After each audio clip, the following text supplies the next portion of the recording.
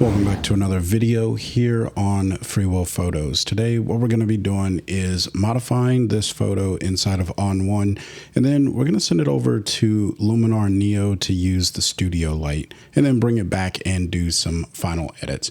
So let's go ahead and get started. The first thing that I want to do, this is a raw image, so I love to mess around with my camera profiles, and the area that he was in was a little dark, and I want to see if I can open up some of those shadows on his face without modifying any slider.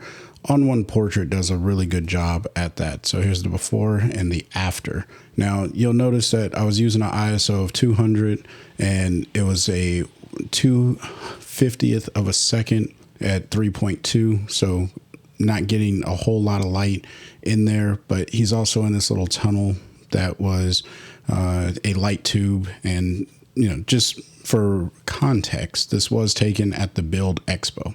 Now, what I want to do is open up the shadows just a touch, and not too much because I don't want to lose the color. Now, I will Vibrance this, so I'm going to pull up on the Vibrance, and I'm doing a lot of global edits because I really do think that this image is going to look good just the way it is.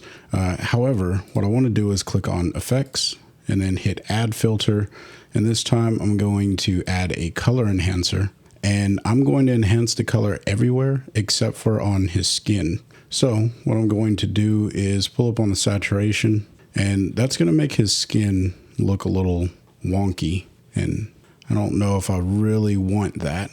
So I'm going to pull up on the saturation like I did, hit the letter B on the keyboard, and I'm not going to paint this like super perfect. I'm just going to paint over his face to remove the mask from that area, or to remove the effect from that area. And his hand looks okay. I don't think there's any real change to his hand, so I'll leave that alone. And now that allows me to just kind of crank up on the saturation for the rest of the image. His shirt gets a little bit more blue, but I'm actually okay with that. I want punchy colors in this particular image because he was in a tube with a bunch of colors. All right. Now, I think that does pretty good. The next thing that I'll probably do just to make this work out, and I'm actually just going to hit Portrait AI, let this work to find his face. So I'm going to hit cancel on that because sometimes it just doesn't work to find the face. So all you have to do is click the little person icon after you hit cancel. It gives you this box. I'm going to put this over his face, and then I'm just going to move this around like so. And I want to cover a good portion of his face, right? Because I do want to make sure I have a good selection. I think that'll work. I'm going to hit OK. And then ON1 is going to select his face. If I hit the letter O, you can see the mask, and I think that this does a good job. It's got all the key areas that I'm looking for to just increase the shadows. I don't want to do a whole lot of work here. I don't want to really modify his skin. So I'm going to click on the face icon here, or button, and then where it says brightness, I'm just going to pull this up. And you can see it brightens his face. And that's important for me for the effect that I'm going to do next. And you could do that however you want. All right. So now what I'm going to do is send this image into Luminar Neo with all of the edits that I just made. And the way you do that is you come up to the top here and you'll click on layer, and then you'll click on hover over filters. Come down to Skyloom and then Luminar Neo. And this is going to open it up like a plugin, similar to if you're using Photoshop or Lightroom. You'll be able to modify your image. So now that we have our image in here, if I wanted to, I could start using presets over here, but I don't really care to do that. So I'm just going to go ahead and click on edit. And what I want to do is add in a light overlay. So I'm going to come down here to Studio Light, and this is an AI driven tool, or AI powered tool, I guess you could say. And all I'm going to do is just crank up on the amount here, and okay, there we go. That was weird. Okay, so now once I have that going, I'm just going to pull up on the amount, and this gives me kind of like a spotlight, but I'm going to click on light customization, and I want to use strips because I want to mimic the lights that are in the image to make this a little bit more believable. If you notice, the direction that the light is going over his face doesn't quite match the direction of what's already here in the image. So what I'm going to do is actually rotate these lights. And to do that, you'll come over to this crosshair. Let me just move that to the center of the screen. You'll come over to this crosshair and you'll just start rotating this over. And I happen to know that I need to be somewhere in this quadrant just from playing around with this. And I'm going to probably do something kind of like that. All right. Now, again, this is all trial and error. You have to really mess around with the look of the particular lighting for your image. Now, what I'm going to do is mess around with the scale, and I want to make these light sources or this light source a little bit larger as it comes over the model here, and I'll reposition to something kind of like that. I like what it's doing there, where the light is just coming across his face like so. And notice that it's only lighting the subject. So it's as if I put a gobo up here and really just lit him. Now that may be too large of a scale because I want more skinny lights, or make the lighting effect look a little bit more skinny. So if I turn this off and turn it back on, you can see how that's working. Now, I don't really care for what it's doing up here on his hand, and that's where masking comes in. So I'm just going to grab a mask, and I'm going to use a brush, and we're going to erase. And I'm just going to paint this area up here away, so that way it doesn't go onto his hand, and that's okay. So now I have the effect all over in the face, on the arm, and even down the torso. So if I turn this off and turn it back on, you can really see what this effect is doing. Now, this might be a little too bright, so I'll pull down on the amount just a hair and leave it like so. Now, what you can also do, not necessarily trying to turn this into a Luminar tutorial, but just showing the reason why you may want to use plugins with ON1, is I can add in some color. So if I go hue and then I just pull up on the saturation, I can start adding in color to this light, and you can see that it's changing up here. I get 4 additional lights if I wanted to create another light source, but I'm not really trying to do that in this particular edit. I just wanted to add in a little bit of a light.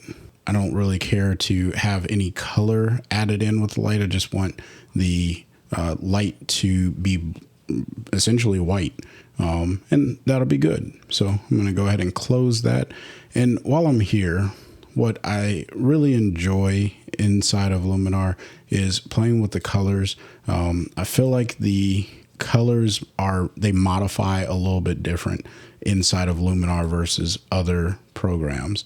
And it's just really, really fun. And I want this to be a fairly colorful image. So I'm going to just crank up on the saturation. And I think that that looks pretty good. Maybe even pull up on the vibrance a little bit and really get the colors inside of the chamber to really stand out and pop.